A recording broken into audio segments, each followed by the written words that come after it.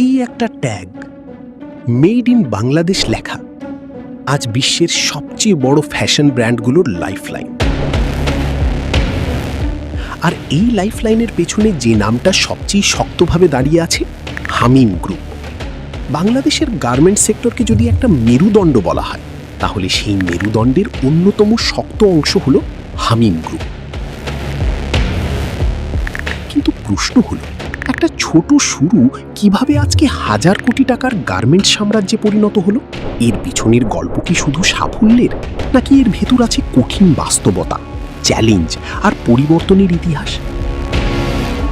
চলুন জেনে নেওয়া যাক হামিম গ্রুপের অজানা কিন্তু বাস্তব গল্প। হামিম গ্রুপের যাত্রা শুরু হয় 1984 সালের দিকে। সেই সময় বাংলাদেশে গার্মেন্টস শিল্প তখনও শৈশবে। ছোট আকারে শুরু হওয়া এই উদ্যোগ ধীরে ধীরে গড়ে ওঠে একটি বৃহৎ শিল্প পরিবারে। প্রথম দিকে তাদের ফোকাস ছিল শুধু গার্মেন্টস প্রোডাকশন, কিন্তু সময়ের সাথে সাথে তারা একে একে যুক্ত করে textile mill, washing unit, dyeing ও ফিনিশিং এবং আধুনিক ডিজাইন ও প্রোডাকশন টেকনোলজি। এই ধাপে ধাপে এক্সপ্যানশনই তাদের আলাদা করে দেয় অন্যদের থেকে। প্রতি মাসে প্রায় 70 লাখ পোশাক তৈরি হয় শুধু একটি গ্রুপ থেকে। কিন্তু এটা শুধু সংখ্যা না, এটা একটা ইন্ডাস্ট্রিয়াল পাওয়ার হাউস। আজ আমরা দেখব এই সাম্রাজ্য কিভাবে তৈরি হলো। কে আজাদ ঢাকা বিশ্ববিদ্যালয়ের একজন ফিজিক্স ছাত্র। তিনি চাকরি করেননি, তিনি তৈরি করেছেন একটি ইন্ডাস্ট্রি। 1984 সালে শুরু হয় মাত্র 25টি মেশিন দিয়ে।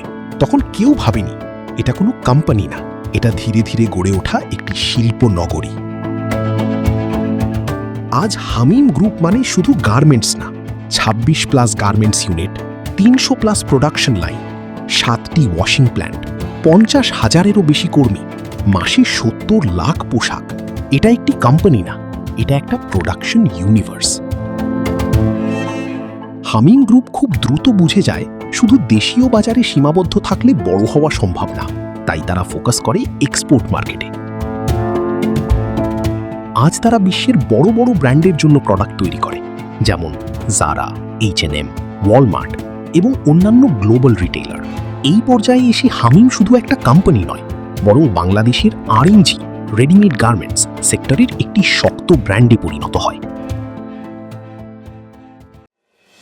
এটা এমন এক ব্রিজ যা ঢাকা থেকে নিউ ইয়র্ক পর্যন্ত পোশাক পৌঁছে দেয়। এটা এমন এক চেইন যা এশিয়া থেকে ইউরোপের ফ্যাশন চালায়। এটা শুধু ব্যবসা না, এটা বিশ্ববাজারে বাংলাদেশের উপস্থিতি। হামিম গ্রুপের সবচেয়ে বড় শক্তি হলো তাদের বিশাল ইন্ডাস্ট্রিয়াল সেটআপ।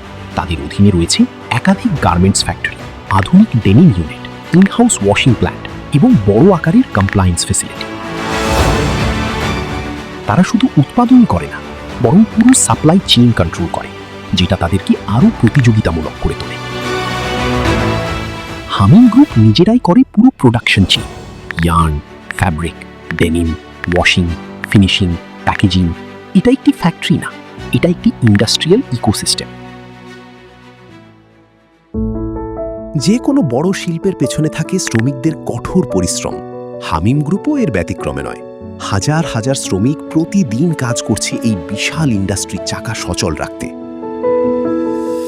তবে এখানে একটা বাস্তব বিষয়ও আছে। গার্মেন্টস সেক্টর মানে চ্যালেঞ্জ, কাজের চাপ, ডেডলাইন প্রেশার, গ্লোবাল অর্ডারের অনিশ্চয়তা। এই বাস্তবতাগুলোই পুরো সিস্টেমকে গতিশীল রাখে, আবার একই সাথে জটিলও করে তোলে। এটা এমন এক মেশিন যা থামলে হাজার হাজার জীবন থেমে যায়। বাংলাদেশের রপ্তানি আয়ের সবচেয়ে বড় অংশ আসে গার্মেন্টস থেকে, আর হামিম গ্রুপ সেই ইকোসিস্টেমের একটি শক্ত স্তম্ভ। হামিম গ্রুপ শুধু একটি কোম্পানি নয়, এটা বাংলাদেশের অর্থনীতির একটি গুরুত্বপূর্ণ অংশ।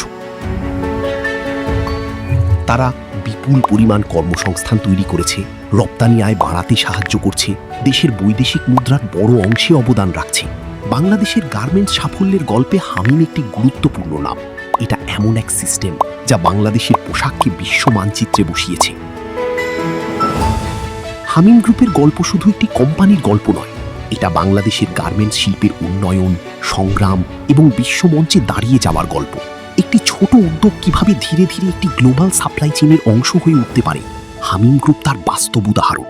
25টি মেশিন থেকে শুরু হয়ে আজ এটি একটি $1 বিলিয়ন ইন্ডাস্ট্রি। হামিম গ্রুপ আমাদের শেখায় বড় স্বপ্ন ছোট জায়গা থেকেও শুরু হয়।